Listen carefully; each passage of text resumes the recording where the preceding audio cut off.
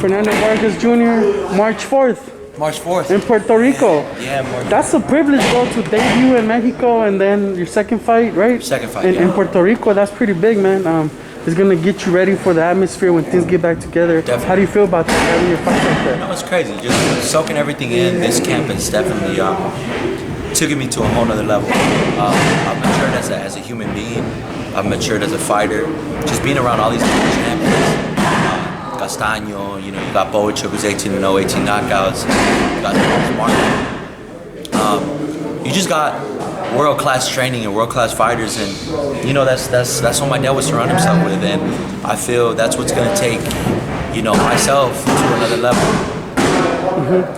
You're sparring with Sergey Bohachuck. He's the main event for the card. Yeah. He's fighting Brandon Adams. Just tell us about what you're getting out of that experience of fighting a guy who's, I think, 20 fights into his career, heading into a world title contention. Yeah. What kind of experience are you getting out of that? You know what, man? I'm learning so many things on the spot, and I'm growing. It's definitely, you see the level change. There's just a different intensity. I know when my dad saw me first sparring Castaño, he was like, this motherfucker is rough, he's rugged. And that's what you need, though. Like, I invite that, though. That's the thing. There's been times where I get rocked with the shot with these guys, but sometimes my pride gets the best of me because I'm used to being the one doing the better of the sparring. But I've learned I'm not trying to compete in the sparring. It's to grow. It's to grow, and you're not always gonna get better at the sparring, but definitely look back and see the different things that you're doing wrong, the different things that you need to do to improve your game and add to it. Fernando, that's a pretty good position to be in. Debut in Mexico, next fight in Puerto Rico. It's a lot of exposure, Ring City, USA TV.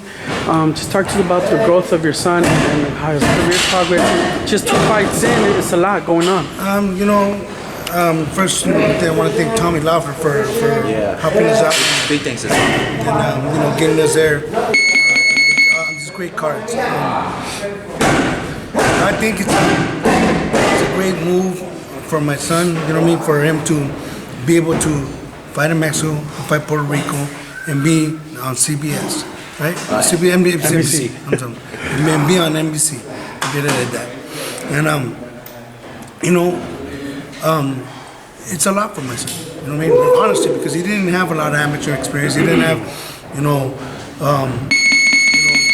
decorative, amateur experience, but the blood never lies.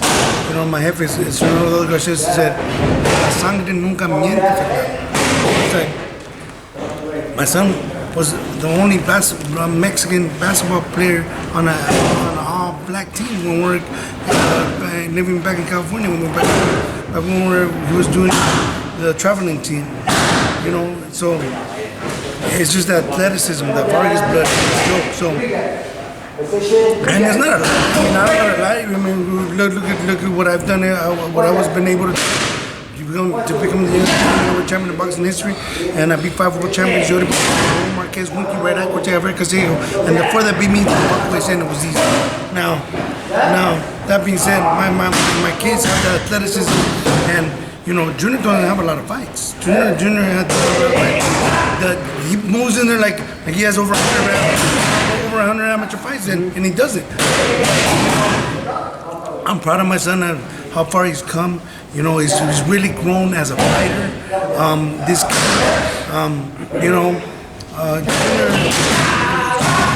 Junior, should be paying, the world champions that were sparring, the future world champions, the Olympics that were sparring.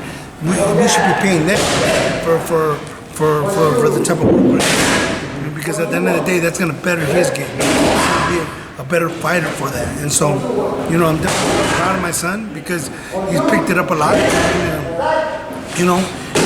he didn't want to fight until he just got the itch. Mm-hmm.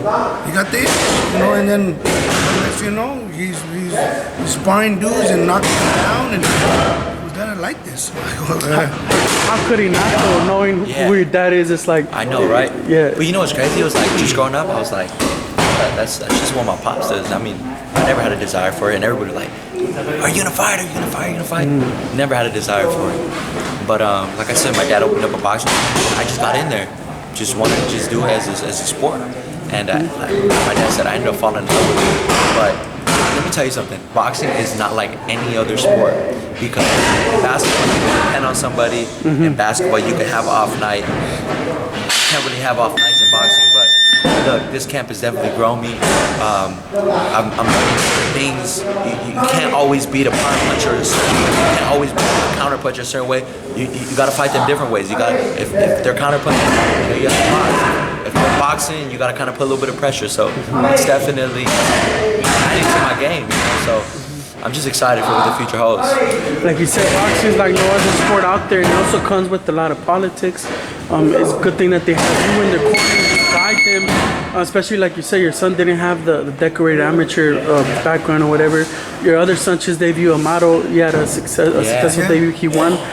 Just talk to us about that. The working through the landmines in boxing and getting to a certain point where eventually you guys are going to be looked at by big promoters or whatever. Well, look, you can see Floyd Mayweather and what they say about Floyd. He's scared of Pacquiao, and he ended up making $200-300 million to fight Pacquiao, right? 100 million, whatever. But my kids, like I said, they got that pedigree already in them, but they don't got that. And I'm gonna take care of my kids. I don't give a damn. I'm not gonna throw them into big fights right away. I'm not. I don't give a damn what people say. Like I said, I was 21 years of age already fighting Yuri Bacambos with only 14 fights. I still beat him, but it was a big gamble, and so, I'm gonna always look out for my kids, they're my blood, and they come from me, so,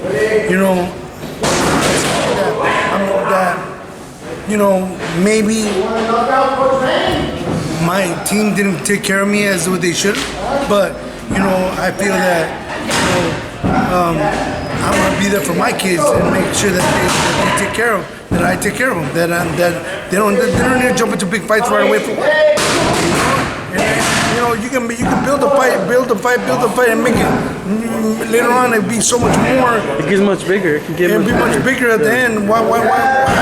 It's like that. So that's what it's gonna be for me and my team.